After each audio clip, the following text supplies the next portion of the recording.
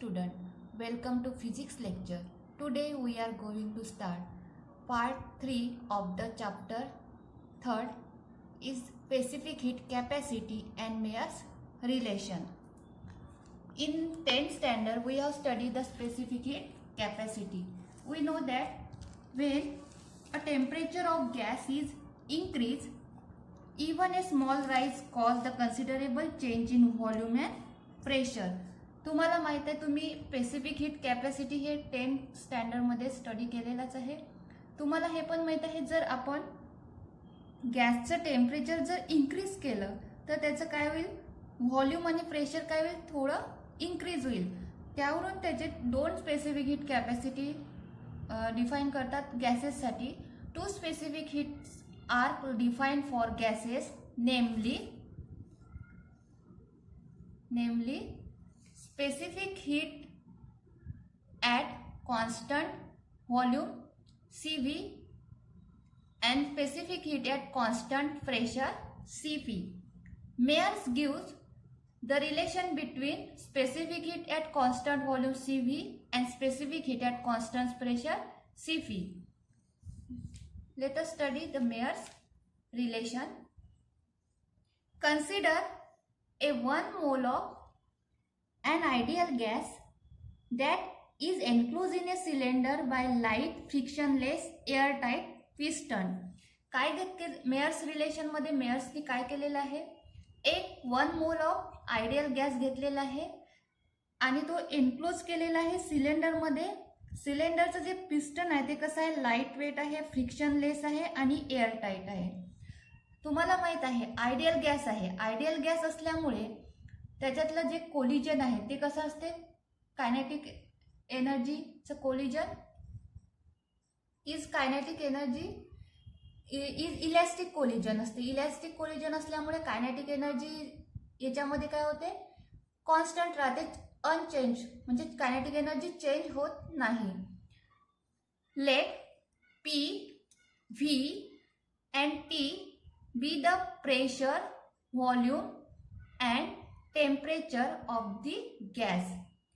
P, V आणि T हे काय आहे, प्रेशर आहे, व्हॉल्यूम आणि टेम्परेचर आहे. आपण जो आयडियल गॅस घेतलाय त्याचा. आता काय केलेलं आहे, first case if gas is heated. आता आपण गॅसला काय केलेलं आहे, हीट केलेलं आहे. जर आपण गॅसला हीट केलं तर काय होईल, याचं टेम्परेचर काय होईल, इन्क्रीज होईल. कितीने इन्क्रीज होईल, it is temperature rise by dt, small rise in temperature dt. परंतु याचा गॅसचा व्हॉल्यूम काय ठेवलेला आहे आपण, constant, but the volume remains constant. The dq be the amount of heat supplied to the gas. आपण dq इतकी अमाउंट ऑफ हीट काय केलेले आहे, गॅसला सप्लाइड केलेली आहे. आता ही जी आपण हीट सप्लाइड केलेली आहे ती सप्लाइड केलेली हीट ही कशासाठी यूज करतो तो gas, to increase the internal energy of the gas. त्यामुळे काय होईल, या गॅसची इंटरनल एनर्जी काय होईल, इन्क्रीज होईल. म्हणून इक्वेशन 1 काय झालेलं आहे, dq1 is equals to dE. D is the internal increase in internal energy is equals to Cv dt. It is equation number 1. Next second case मध्ये आपण काय केलेलं आहे, gas is heated to same temperature at constant pressure. गॅसला आपण heat केलेलं आहे त्याच टेम्परेचरवरती, परंतु इथे आपण काय घेतलेलं आहे, कॉन्स्टंट प्रेशर घेतलेलं आहे. पहिल्या केसमध्ये आपण कॉन्स्टंट काय केलेलं होतं, व्हॉल्यूम घेतलं होतं, व्हॉल्यूम रिमेन्स कॉन्स्टंट. आता इथे बघा, जर कॉन्स्टंट प्रेशर असेल, डायग्राम मध्ये दाखवल्याप्रमाणे टेम्परेचर दिलेलं आहे गॅसमध्ये, गॅसला टेम्परेचर दिल्यामुळे याचं काय होईल, गॅसला हीट केल्यामुळे टेम्परेचर इन्क्रीज होईल. टेम्परेचर इन्क्रीज झाल्यामुळे व्हॉल्यूम काय होईल, गॅसचा इन्क्रीज होईल. इथे प्रेशर कॉन्स्टंट आहे, व्हॉल्यूम इन्क्रीज झाला. कितीने व्हॉल्यूम इन्क्रीज केला, volume of gas increase by dV, increase by dV. Volume increase झाल्यामुळे हे पिस्टन काय होईल, वरती जाईल. म्हणजे पिस्टन वरती झाल्यामुळे इथे काय होईल, सम वर्क डन होईल. त्यामुळे work done to move a piston is equals to DW. DW ने आपण इंडिकेट केलेलं आहे. DW is equals to PdV. Work done आपल्याला माहित आहे, work done is nothing but pressure into volume. Pressure into volume. DW is equals to PdV. म्हणून इथे जे आपण अमाऊंट ऑफ हीट सप्लाइड केलेली आहे गॅसला, ती कशासाठी यूज होईल? इथे दोन टाइप्स आहे. म्हणजे इथे काय होईल, ती हीट कशासाठी यूज केल्या जाईल? एक म्हणजे त्याचं इंटरनल एनर्जी इन्क्रीज करण्यासाठी आणि दुसरा म्हणजे त्याचं तिथे वर्क डन पण होत आहे. म्हणून इथे काय झालं, dQ2 is equals to D plus DW is equals to CP dt. It is equation 2. Where इथे फर्स्ट इक्वेशन मध्ये CV काय होतं, CV is the molar specific heat of gas at constant volume. आणि सेकंड इक्वेशन मध्ये CP काय आहे, CP is the molar specific heat of gas at constant pressure from equation 1 and 2. आता तुम्हाला इथे दिसत आहे D इज इक्वल्स टू काय आहे, CV dt. आता आपण ती व्हॅल्यू या इक्वेशन मध्ये, इक्वेशन 2 मध्ये पुटअप करू. तर इथे काय होईल, CP dt is equals to D च्या जागी आपण पुटअप केलं CV dt plus DW. CV dt आणि minus CP dt minus CV dt केलं इज इक्वल्स टू DW केलं. तर काय भेटेल आपल्याला, आपण dt त्याच्यातून कॉमन काढलं. CP minus CV dt is equals to DW. CP minus CV in bracket dt is equals to, आता आपल्याला माहित आहे DW is nothing but PdV. म्हणून इथे काय आलं, PdV. This is equation third. This is equation third. For 1 mole of gas, आता जर आपल्याला आपण काय घेतलेलं आहे, 1 मोल ऑफ गॅस घेतलेला आहे. 1 मोल ऑफ गॅस घेतला आहे. म्हणून आता इक्वेशन काय होईल, for 1 mole of gas PV is equals to काय राहते, RT. By using ideal gas equation PV is equals to NRT राहते. N मीन्स 1 मोल आहे म्हणून N ची व्हॅल्यू 1 राहील. PV is equals to RT. म्हणून आता PdV इज इक्वल्स टू काय येईल, RdT. आपलं इक्वेशन काय होतं, CP minus CV dt is equals to PdV होतं. PdV च्या जागी आपण इथे काय पुटअप करू RdT. dt get cancel. We can get equation CP minus CV is equals to R. This is known as Mayer's relation between CP and CV. CP means specific heat at constant pressure minus specific heat at constant volume is equals to R. This is the Mayer's relation. आता आपल्याला इथे इक्विपार्टिशनचा law use करून specific heat of gases काढायचे आहे. मोनोॲटॉमिक gas, मोनोॲटॉमिक gas, diatomic gas आणि पॉलिॲटॉमिक गॅसेसचे. परंतु आपल्या या पोर्शन मध्ये इक्विपार्टिशन ऑफ एनर्जी हा पोर्शन काय झालेला आहे, कट झालेला आहे. म्हणून आपण डायरेक्ट इथे ते लॉज यूज करून स्पेसिफिक हीट काढणार आहोत, स्पेसिफिक हीट ऑफ गॅसेस काढणार आहोत. फर्स्ट आहे मोनोॲटॉमिक गॅस. याच्यात नावामध्येच आहे मोनोॲटॉमिक गॅस म्हणजे मोनो म्हणजे 1, ज्यामध्ये फक्त 1च काय राहतो, ॲटम राहतो. मोनोॲटॉमिक gas enclosed in a container held at a constant temperature T and containing Na atom. Each atom has 3 translation degree of freedom. प्रत्येक ॲटमचा किती राहील, 3 ट्रान्सलेशन डिग्री ऑफ फ्रीडम राहील. म्हणून त्याच्यावरून त्याची ॲव्हरेज एनर्जी पर ॲटम किती राहील, 3/2 kBT. आपण हे बघितलं इंटरप्रिटेशन ऑफ कायनेटिक एनर्जी मध्ये किती राहते, 3/2 kBT.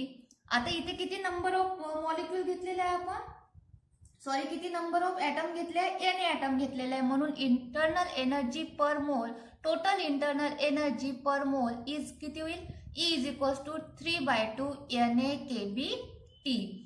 We know that CV is equals to dE by dt. आताच बघितलं आपण मेयर्स रिलेशन मध्ये. CV is equals to dE by dt. म्हणून आपण इथे CV इज इक्वल्स टू, आता याचा dE बाय dt काय येईल 3/2 NA KB. dt dt cancel होऊन जाईल, म्हणून इथे काय येईल 3/2 R. 3/2 R. NA KB is equals to R. This is equation 1. We know that Mayer's relation CP minus CV is equals to R. आता CV ची व्हॅल्यू किती आहे आपली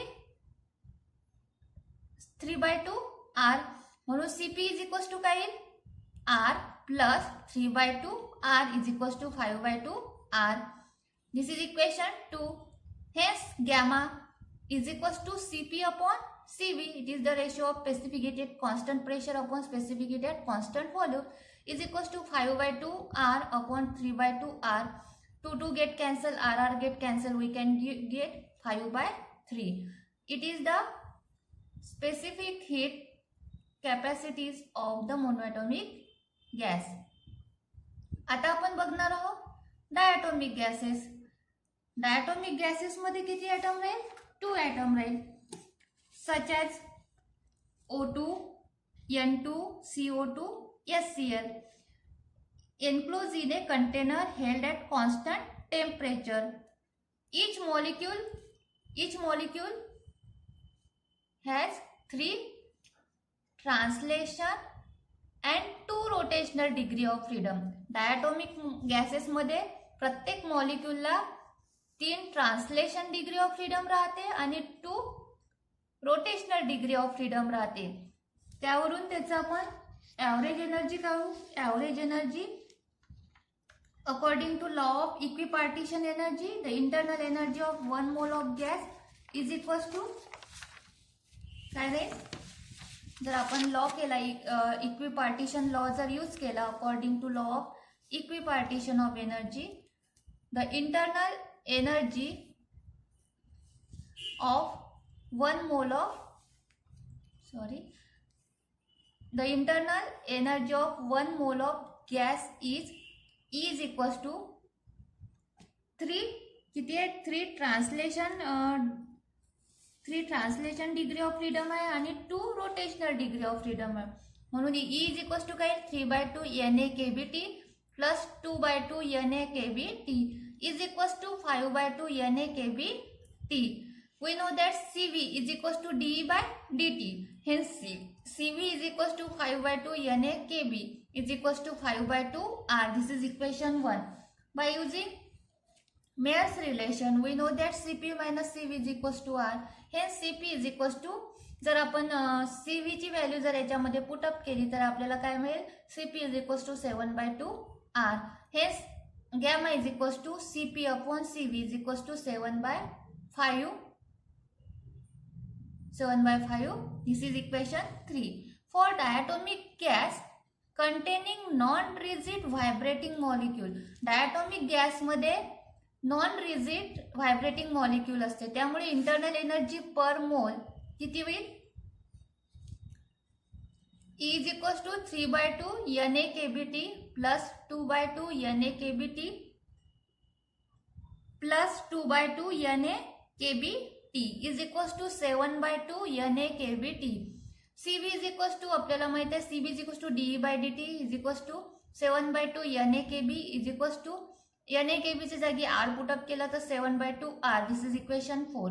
Using CV minus CV is equals to R. Hence CP is equals to 9/2 R. This is equation 5. Hence gamma is, we know that gamma is equals to CP upon CV.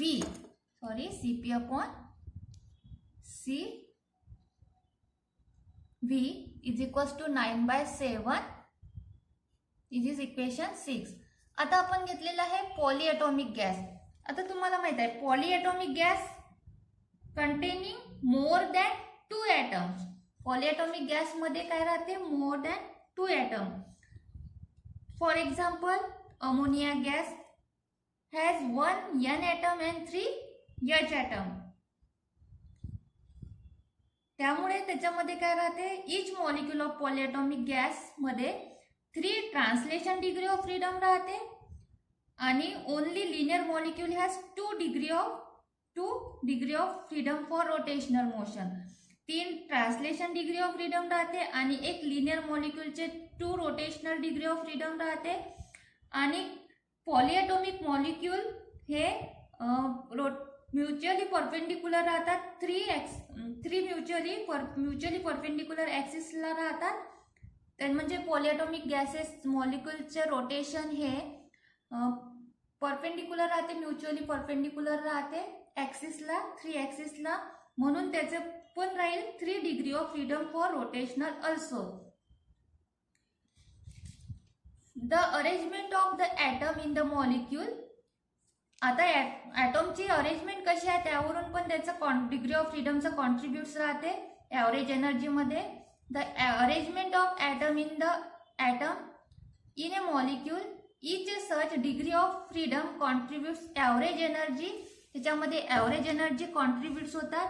ती किती होते, इथे बाजूला लिहित आहे मी, ती होते 2 × 1/2 kBT from kinetic energy and potential energy terms.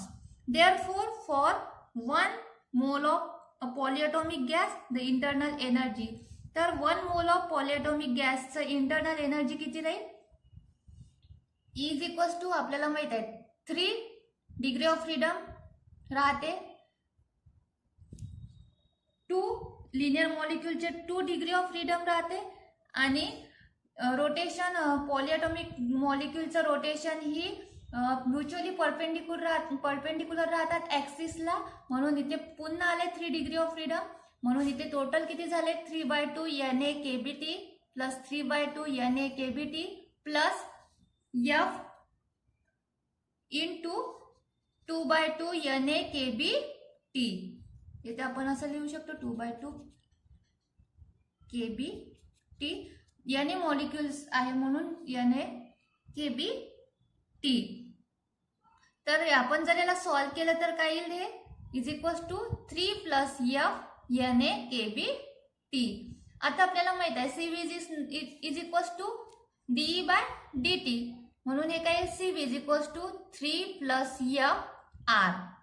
3 + F R, कारण dt होईल आणि Na kB च्या जागी आपण R पुटअप केलं तर काय येईल CV = 3 + F R. आणि CP किती होईल बाय युजिंग दिस इक्वेशन. आपण जर ते इक्वेशन यूज केलं मेयर्स रिलेशन CP - CV. आता CP = काय R + CV. CV किती आहे 3 + F R. म्हणजे किती होईल 4 + F R. म्हणून CP = काय झाले 4 + F R. This is equation 8. Hence gamma = CP/CV = 4 + F/3 + F. This is all about this topic. We will cover the next part in new video. आपण आता या व्हिडिओमध्ये काय बघितलं आहे, स्पेसिफिक हीट कॅपॅसिटी बघितलं आहे, मेयर्स रिलेशन बघितलं आहे. आता हे इक्विपार्टिशन एनर्जी लॉ, इक्विपार्टिशन एनर्जीचा लॉ यूज करून मोनोॲटॉमिक गॅस, डायॲटॉमिक गॅस आणि पॉलिॲटॉमिक गॅसचे स्पेसिफिक हीट ऑफ गॅसेस काढलेले आहे. त्याच्यामध्ये जे डिग्री ऑफ फ्रीडम आहे ते कसे आलेले आहे तो पार्ट या आपल्या टेक्स्टबुकमधूनच काय केलेला आहे, कॅन्सल केलेला आहे. तर तो तुम्ही टेक्स्टबुकमध्ये थोडंसं एक वेळा रिवाइज करून घ्या, वाचून घ्या आणि समजून घ्या. याच्यामुळे डायरेक्ट ते degree of freedom law of equipartition law use करून हे काढलेलं आहे. थँक्यू. आता बाय बाय.